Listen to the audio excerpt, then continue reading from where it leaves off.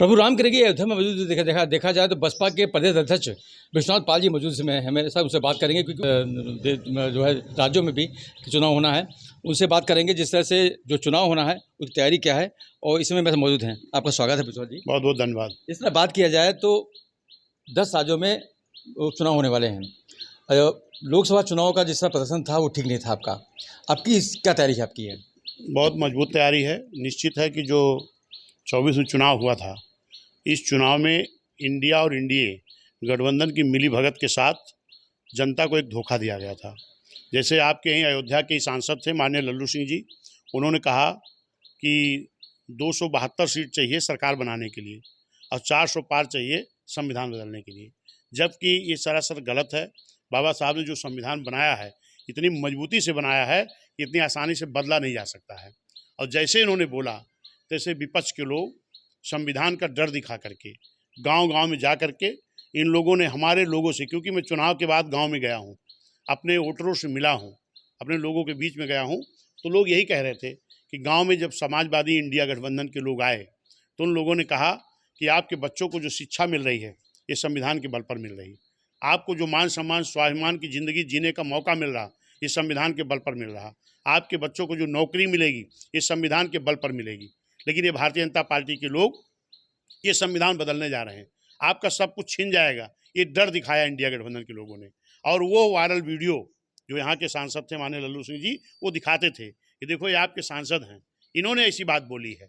और एक सांसद अगर बोल रहा है और भारतीय जनता पार्टी ने इसका खंडन भी नहीं किया तो जनता के बीच में गुमराह करने का काम इंडिया गठबंधन ने किया है। जबकि यही इंडिया गठबंधन के लोग, अगर इनको वाकई में संविधान पर पूरा भरोसा है तो बहुजन समाज पार्टी कहती है कि हमारा अलग से कोई मैनिफेस्टो नहीं है, हमारा अलग से कोई घोषणा पत्र नहीं है, हमारा घोषणा पत्र, हमारा मैनिफेस्टो इस देश का बाबा साहब को बनाया हुआ भारतीय संविधान है। बहुजन समाज पार्टी कहती है कि जिस दिन भी हम इस देश में हुकूमत करेंगे, बाबा साहब का बनाया हुआ संविधान ईमानदारी इस देश में लागू कराएंगे। क्योंकि बाबा साहब ने भी कहा था, संविधान बना के सौंप रहे थे तो बाबा साहब के मन में एक आशंका आई थी कि इस देश का संविधान हमने बहुत अच्छा बनाया है, लेकिन अगर इस देश की हुकूमत करने वाले लोग ईमानदारी से संविधान को अगर लागू नहीं करेंगे तो अच्छा से अच्छा संविधान होते हुए भी अच्छा काम नहीं कर पाएगा। ये देखने को मिल रहा है।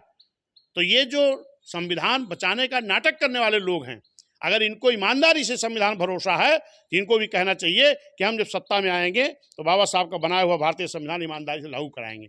लेकिन इस देश में 50 सालों तक 55 सालों तक कांग्रेस रही है। ईमानदारी संविधान को लागू अगर कराई होती तो पिछड़ों का काका कालेकर आयोग लागू करा के बहुत पहले आरक्षण दे देती, मंडल कमीशन लागू करा के बहुत पहले आरक्षण दे देती। यही समाजवादी जो पिछड़ा दलित की बात करती है, मान्य बहन जी बैकलॉग भर्ती अगर कर रही थी तो संविधान के तहत था। संविधान को बदला नहीं जा सकता, संविधान के किसी आर्टिकल को संशोधन करके किसी का नुकसान किया जा सकता है, किसी का फायदा किया जा सकता है।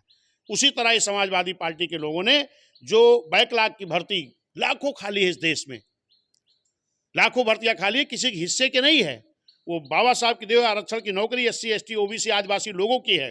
ये भर्ती भरने का काम ना तो विपक्ष बोल रहा है ना सरकार कर रही है। अगर इस देश में किसी ने भरने का काम किया था तो मान्य बहन जी उत्तर प्रदेश में अपनी गवर्नमेंट भरने का काम कर रही थी, लेकिन इसी भर्ती को समाजवादी पार्टी ने रोक लगाया, एक OBC के मुख्यमंत्री ने रोक लगाया। क्या इस संविधान के तहत भर्ती नहीं हो रही थी? अगर संविधान के तहत हो रही थी और इस भर्ती को रोका गया तो संविधान के लिए नुकसान नहीं पहुंचाया गया। बहन जी ने ठेकेदारी में SC ST का आरक्षण दिया था संविधान के तहत, और यही समाजवादी के लोगों ने वो ठेकेदारी अगर छीनने का काम किया तो संविधान के आर्टिकल को संशोधन नहीं किया। अगर बहन जी ने तमाम अधिकारियों को प्रमोट करने का काम किया था और अगर उनका डिमोशन करने का काम किया तो संविधान से नुकसान नहीं किया।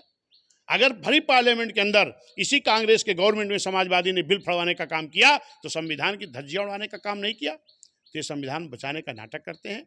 अगर इस देश में कोई पार्टी है जो संविधान को पूरी तरह लागू कराना चाहती है, संविधान के आधार पर चलती है, और इस उत्तर प्रदेश में हुकूमत करके संविधान की बाबा साहब बनाए संविधान के आधार पर सरकार चला चुकी है, तो एक पार्टी बहुजन समाज पार्टी के नेता मान्य बहन जी। इस तरह बात किया जाए तो अयोध्या में मिल्कीपुर क्षेत्र में चुनाव होना है, उपचुनाव होना है, उसको लेकर तैयारी क्या आपकी है? और अगर बात किया जाए तो कैसा रहेगा चुनाव यहाँ? क्योंकि जिस तरह लोकसभा में तो आपके प्रत्याशी थे, उन पर आरोप भी लगाए गए, और उसके बाद उनको निष्कासित भी कर दिया गया यहाँ से। उन्होंने जिलाध्यक्ष पे आरोप लगाया और उसके बाद बहन जी ने उनको हटा भी दिया यहाँ से। निश्चित है कि ये इंडिया गठबंधन के लोगों ने गुमराह करने का काम किया था और हम लोग निश्चित है कि उसमें पूरी तरह कामयाब नहीं हो पाए, उस गुमराह को जो सही अपने लोगों को बताना था। अब हमारे सभी जिम्मेदार लोग, कोऑर्डिनेटर हो चाहे मैं खुद, हम लोग गांव स्तर तक, अभी हम लोगों का जिले की कमेटी की समीक्षा हुआ, विधानसभा कमेटी हो रही है और बूथ पर जो हमारे लोग रहते हैं, बूथ अध्यक्ष, उपाध्यक्ष, 3 संगठन सचिव, 1 सेक्टर सचिव और सेक्टर अध्यक्ष, महासचिव, ये हमारी मेन कमेटी होती है। हम लोग गांव में जा करके बैठ करके जिन गांव के लोगों को संविधान बदलने का डर दिखा करके गुमराह करने का काम किया गया है, उनको हम फिर से अलर्ट करेंगे, पूरी तैयारी के साथ उनको मजबूत करेंगे। और वो आज कह रहे हैं कि धोखा हो गया, हमें कहा गया कि आपका संविधान बदल दिया जाएगा, आपको नुकसान हो जाएगा, ये डर दिखाया गया हमारे लोगों के बीच में। अब हमारे लोग इस चीज़ को जान रहे हैं कि बाबा साहब संविधान बदला नहीं जा सकता और निश्चित है कि हम लोग उनको मोटिवेट करके पूरी तरह से फिर बहुजन समाज पार्टी में जो हमारा बेस वोट है उसको भी, पिछड़ा और हमारा जो न्याय पसंद ब्राह्मण क्षत्रिय वैश्य समाज भी है, सब समाज को हम लोग जोड़ करके फिर से बहुजन समाज पार्टी की वापसी करेंगे और ये उपचुनाव में आपको दिखाई पड़ेगा। इस तरह बात किया जाए तो अभी आप हाथरस गए थे, हाथरस जाकर के उन लोगों से मिले थे, उन जो है परिवार से मिले थे जिनके लोग मर गए हैं, जिनके जो लोग घायल हो गए हैं, जिन लोगों को मुआवजा मिला है, उस मुआवजे की बात भी आपने उठाई थी कि मुआवजा कम मिला है और इसकी उचित जो है कार्रवाई की मांग किया था, जांच की मांग किया है। क्या हो रहा है, आप क्या अपने माध्यम से कहेंगे? निश्चित है कि बहुजन समाज पार्टी हमेशा हर दुखी, पीड़ित, मजलूम के साथ खड़ी होती है और खड़ी रहती है, आगे भी खड़ी रहेगी। इसी के तहत माननीय बहन जी जो हमारे राष्ट्रीय अध्यक्ष, हमारे नेता हैं, माननीय बहन जी ने हमको निर्देशित किया था और मैं हाथरस की घटना में गया था, तो मैं एटा में भी कई गांव में गया, मृतक परिवारों से मिला, हाथरस में भी जहां घटना हुई थी वहां गया और वहां भी कई गांव में जा करके मृतक परिवारों से मिला।